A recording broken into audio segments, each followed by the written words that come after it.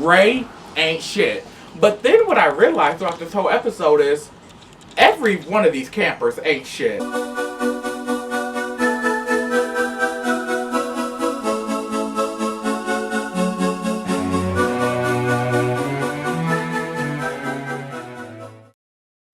Hey guys, welcome back to my reviews of American Horror Story 1984, episode 3. I think the episode is titled Sundance. So yeah, let's get into it. Oh, today instead of taking my notes on my phone like anybody from the 21st century, I decided to do them on note form. And let me just say, it's been so long since I've written anything down. My handwriting looks horrible. So, note to self, Brandy, start writing more. Anyway, so can we get the biggest conception of this episode out of the way first? This is the longest summer night ever. So far, we are been in the same day since the pilot episode. And it's like, I get it, like summer nights, you know, but damn, like, this is long as fuck. Like, this is like the never ending night, you know? What if this whole season takes place on this one night? Wouldn't that be something? I mean, it's not like TV shows or movies haven't taken place in over, you know, a long drawn out day. I mean, look at Ferris Bueller's Day Off. But, like, damn. Next note I have, I feel like a teacher. Okay, when Chet came back for Ray, after, you know, he was all like on it, everybody for themselves, you know, there has to be one person left while the other three gets away. And the fact that Chet was so noble and came back gave me the conclusion that I knew from the beginning, and after I watched the whole episode, Ray ain't shit. But then what I realized throughout this whole episode is every one of these campers ain't shit. So it's not just Ray. His bullshitness was just brought to the forefront quicker than everybody else's. Those Mr. Jingle pranksters from the city who was like, it's Jingles night or Jingles day. And when Mr. Jingle came out and revealed himself, and they were all shocked, and he was like, what's your damage, man? I was like, that is so Heathers. And anybody who knows me knows how much I fucking live for Heathers. Like, I've always considered myself a Heather Duke, like the bulimic bookworm. Clearly not so bulimic, but the bookworm nonetheless. So anyway, okay, Chet and Ray, getting back to them. Why were they such a good duo? Like, and why did Ray have to fuck it up? Like, they were so cute, like, when they were in that, like, death hole, and, he was impaled and stuff. I thought he was gonna end up impaled a different way, but, you know, I have a gutter-ass mind, so what do you expect from a bitch that looks like this? Anyway, yeah, but they were such a good duo. They are the duo I didn't know I need, but I'm glad Ryan Murphy, and whoever wrote this episode gave it to me. Ray, his backstory was so Scream Queens. Like, I'm sorry that I always mention Scream Queens in these reviews, but this season has so much Scream Queens-ness to it, I just can't help but mention. Him being in a fraternity, you know, I love the whole concept of his backstory and how his pretty much Ray's biggest secret was his guilt. His guilt was his worst enemy. So let's move over. When Rita injected Brooke with those horse tranquilizers, I was like, she went from Nurse Rita to Nurse Ratchet really fast. Like, but I liked it. Like, one thing about me that you'll learn is I may be gay, but I have this big crush on female psychopaths. Like, from far away. Like, I like to look at them far away. Don't come in my life, because, girl, I'd hate to have to decapitate you because I don't play with that crazy shit. Two crazy hoes can't do nothing for each other but drive each other crazy. But I say that to say this. I like to watch it from afar. Thought Nurse Rita, well, we know that's not her real name, but that's what I know her from so far, you know, and I can't remember her real name. So if you guys remember Nurse Rita's real name, drop it down below because I forgot. However, Nurse Rita, I realized her character is going to mirror Dr. Sam Loomis from the 1978 Halloween franchise and the 2018 Halloween, where that guy was trying to discover the root of Michael Myers' evil, who was trying to do a documentary in the 2018 one.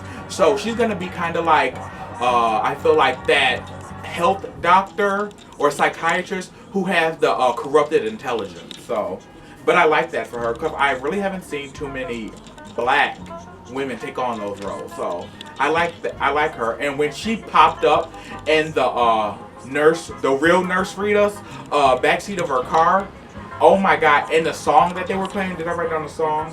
Oh, when they were playing Man Eater, oh my god. Certain songs, like I said in my first review, if you guys watched it, music is just as big as a character in a TV show that moves along the plot just as much as the characters in the script and the writing. So the fact that those two coincided so well to each other, she didn't even need to say anything. We just knew what was going to go down. But honestly, we really didn't, because I thought Rita was going to kill her, but it turns out that bitch was still alive. And I keep on forgetting, because when they do the flashbacks to earlier in the day, it feels like it's another day, but I keep on having to check myself like, oh Brandon, this is still the same night when everybody got there. These events are just happening like 1 week ago or something, like, or last year or something like that. Some of these events happen earlier on in the day. It's just, like I've said, the last 3 episodes we've been in the same night. This is like the longest summer night ever. When Nurse Rita was visiting Mr. Jingles in the asylum, oh my god, that was like a page out of my dark fan fiction to Eric Menendez. Like, me giving Eric Menendez like a cute little conjugal visit. Do I mention Eric Menendez every review? I somehow just worm him in here. And I don't know, maybe it's because there's so many killers and, you know, I have a crush on him. But I don't know what it is. But yeah, that scene between Nurse Rita and I was going to call him Sam Loomis. Mr. Jingles in the asylum just mirrored my young teenage hoedom when I would write fan fiction about me and Eric Menendez. So, love that. Okay, so I am an insecure ass bitch, so I say that to say this, and I'm very childish. So with that being said, there's your disclaimer, you know, your public service announcement.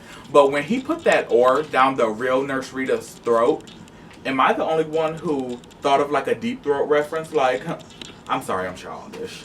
But yeah, and it was so sad when they killed the impersonator of Mr. Jingles, since everybody was like, well, those crazy kids were celebrating them throughout the woods.